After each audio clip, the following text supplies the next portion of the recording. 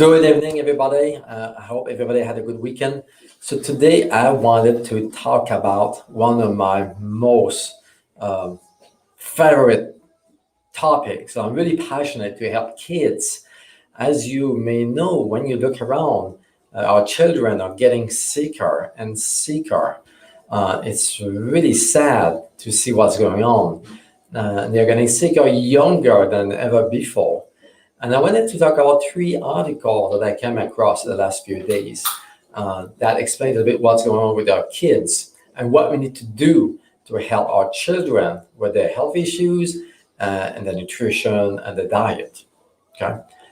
The first article I wanted to talk about is this one, the early life exposures of childhood obesity, an exposome-wide approach.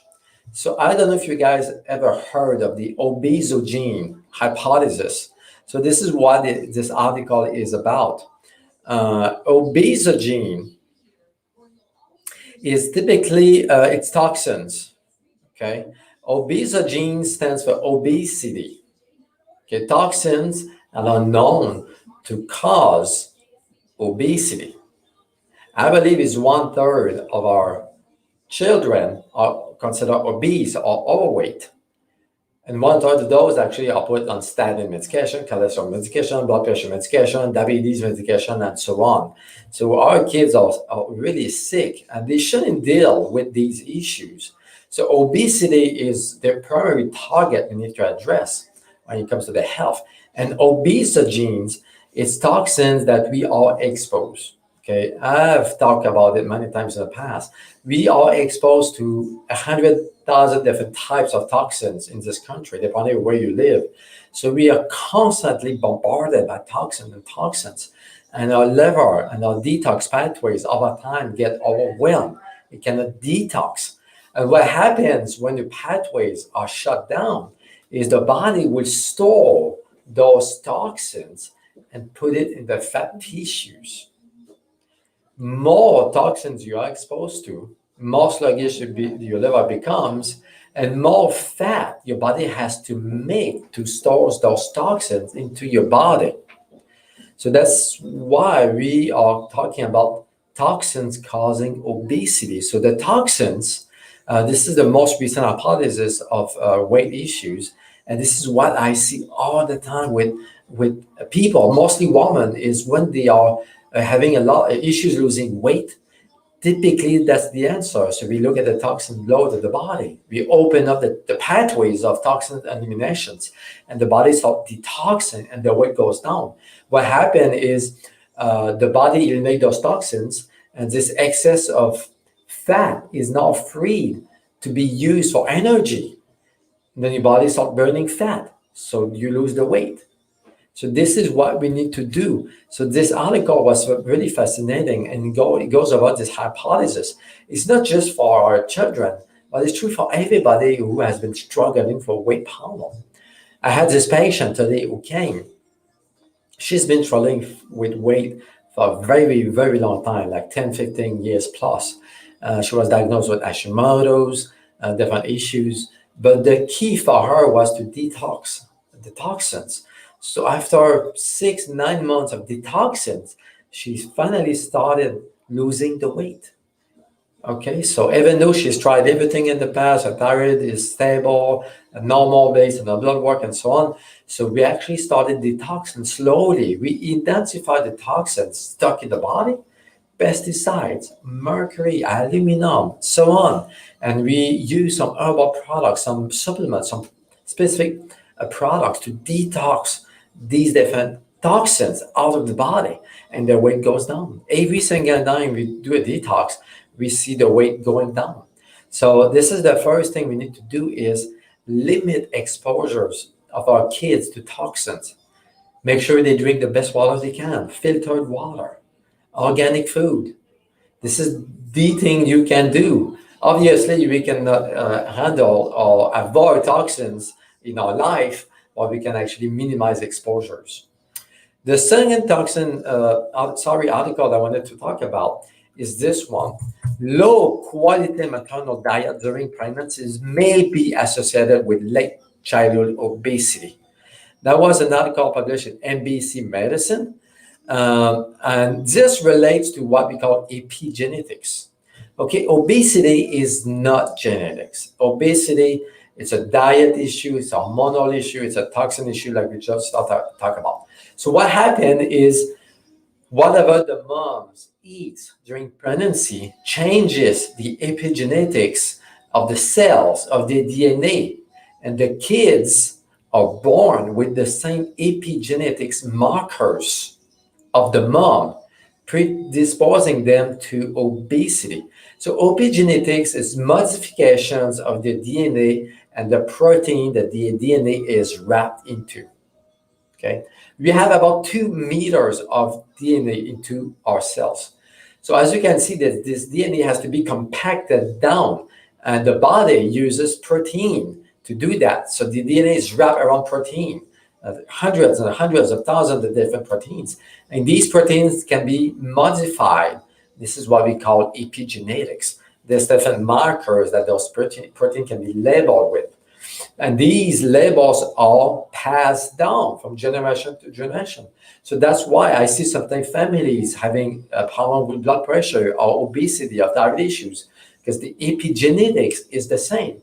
The good news is we can change epigenetics with nutrition, because these different epigenetics markers, labels, comes from our foods. So if you eat the right diet, you have the right markers on our genes, on our proteins. So we can reverse that.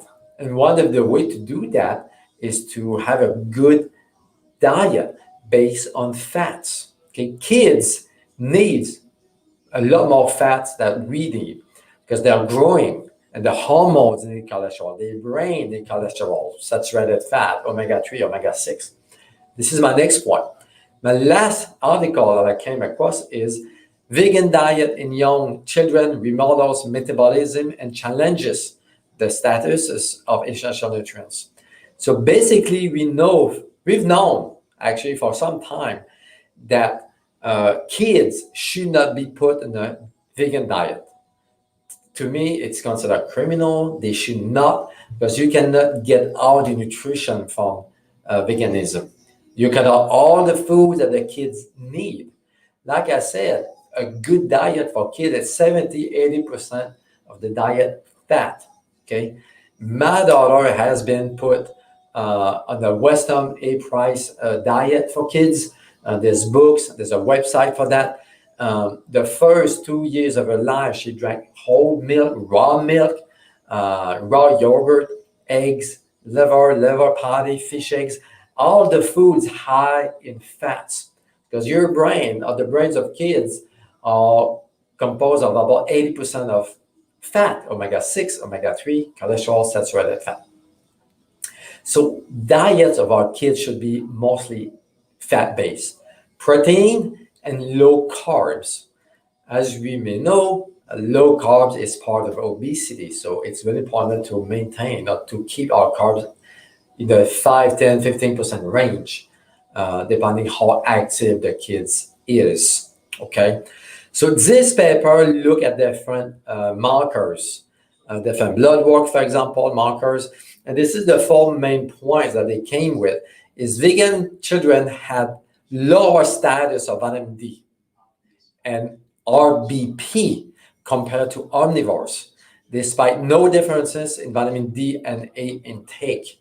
What happened is they are deficient in different factors, like vitamin K, for example, that is needed to absorb the vitamin D. So you may take the same amount of vitamin D, but they are deficient. Okay, and RBP is a transporter for vitamin A. So those kids are vitamin A deficient in the body. And vitamin A comes from fats, fatty foods. I'm not talking about beta carotene. Okay, I'm talking about the actual real vitamin A, which is from fats, eggs, liver, for example, fish eggs, okay, meats, cheese, and so on.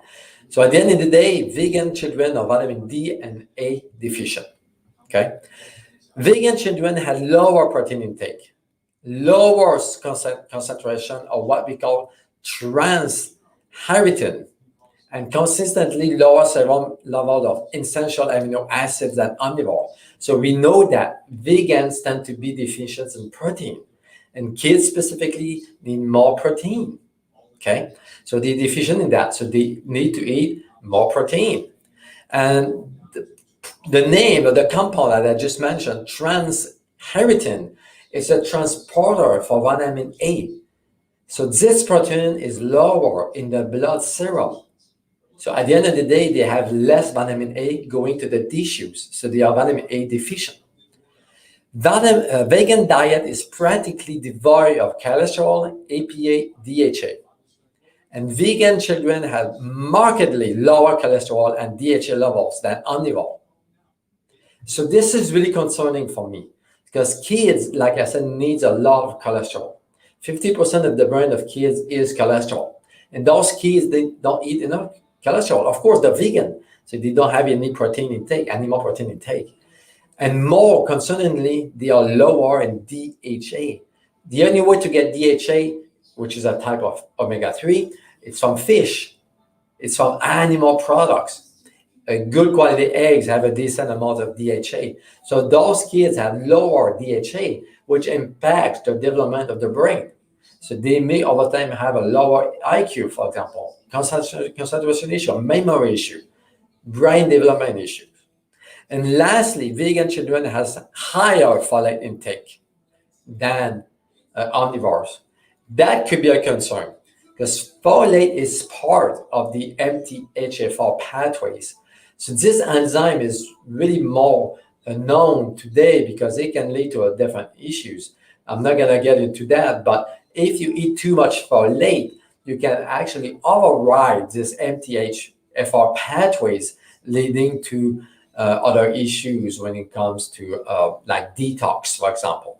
So this is a concern. So at the end of the day, kids should not be put on a vegan diet. It should be on a high-fat diet. Okay, so this is what we need to do to help our kids. Teach them what to eat. No junk food, no processed food, lower carbs, lower sugar, high-fat diet with good amount of protein. So if you do that, we can reverse what's going on with our kids' health. You know, today, there's 100,000 kids of 6 and younger that are taking antidepressants. It's crazy. And that can be reversed just by adding more fat to the diet. Help the brain. I hope it makes sense. If you guys have any question about our kids' health or what we need to do, you can write a comment below. On this note, thank you for watching. God bless you.